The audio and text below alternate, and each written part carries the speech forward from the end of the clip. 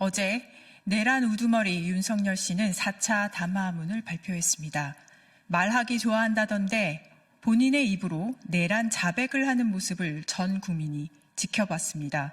과대망상과 부정선거라는 주제에 대한 확증 편향에 매몰된 미치광이가 군 통수권을 쥐고 있다 보니 이런 일이 벌어졌구나 전 국민이 알게 되었습니다. 내란의 우두머리가 그 권력을 잡고 있는 한 내란은 끝나지 않았습니다. 지금도 현재 진행 중입니다.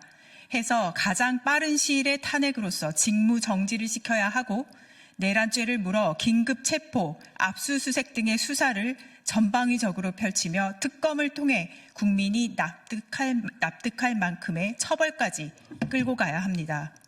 이 과정에서 국회는 먼저 탄핵 가결을 위한 모든 노력을 할 것입니다. 동시에 이 과정에서 여전히 풀리지 않는 의문이 있습니다. 도대체 왜 내란 수괴 윤석열 씨는 비상계엄 선포라는 강수를 두게 되었을까입니다. 그 원인을 알면 해결책도 함께 제시할 수 있지 않을까 하는 마음에 기자회견을 준비하게 되었습니다. 어제 담화를 분석하면서 알게 된 점이 있습니다. 바로 윤석열 씨는 일부 극우 유튜브에 떠도는 부정선거설에 진심으로 동의했다는 점입니다. 동의하는 정도가 아니라 굳게 믿고 지금 겪고 있는 모든 문제의 근본적 원인으로 바로 부정선거, 선거 조작을 꼽았다라는 점입니다. 그 근본적 문제 해결과 질서 유지를 위해 계엄령을 내렸다라는 것이 어제 담화의 내용이었습니다.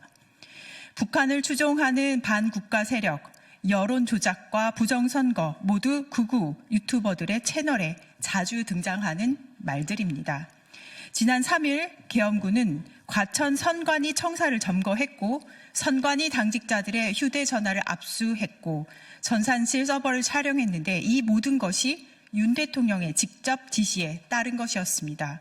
유튜브를 비롯해서 이커머스 혹은 검색 서비스에서는 이용자 편의를 도모하고자 맞춤형이라는 목적을 위해 추천 서비스가 존재합니다.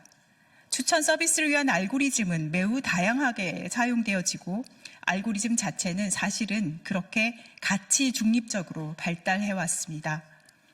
하지만 이번에 큰 유혈 사태까지 날 수 있었던 한나라의 민주주의를 파괴할 수도 있었던 내란죄, 그리고 그 내란죄의 우두머리가 하필이면 국가 권력 서열 1위인 대통령, 그 대통령이 알고리즘에 의해 확증 편향, 편집증, 과대망상 상태에 빠진 상황이 된다면 내란죄에 대한 법적 책임을 윤석열 씨에게 물음과 동시에 저는 기술의 발전과 사회적 책무에 대해서도 질문을 하게 되었습니다.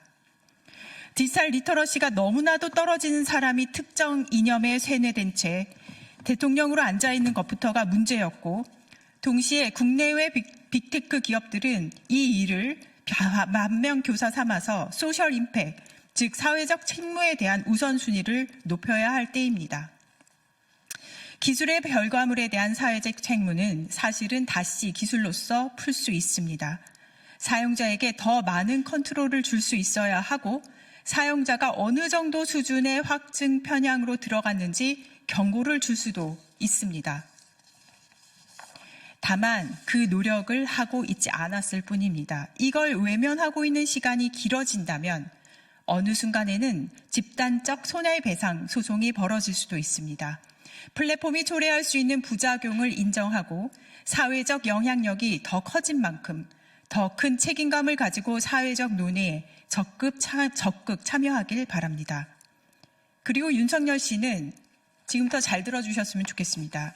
이제 극우 유튜버 구독부터 취소하고 다양한 컨텐츠를 접하는 방법을 배우기 바랍니다. 명태균 씨와의 인연 때문인지 선거 조작을 의심하게 된 계기가 될 수 있겠으나 그 이후 확증 편향으로 이뤄가게 된 부분은 극우 유튜버 구독이라고 보여집니다.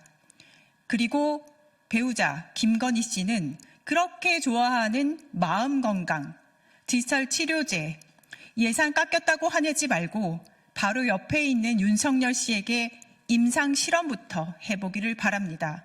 국가 원수의 권한을 들고 있는 사람에게 유튜브 사용법 이런 걸 가르쳐줘야 한다는 게 황당할 뿐입니다만 모르면 배워야죠.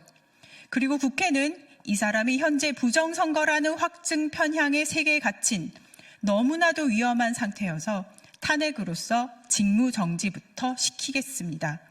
국민의힘 여당 여러분의 참여 강하게 촉구합니다. 이상입니다.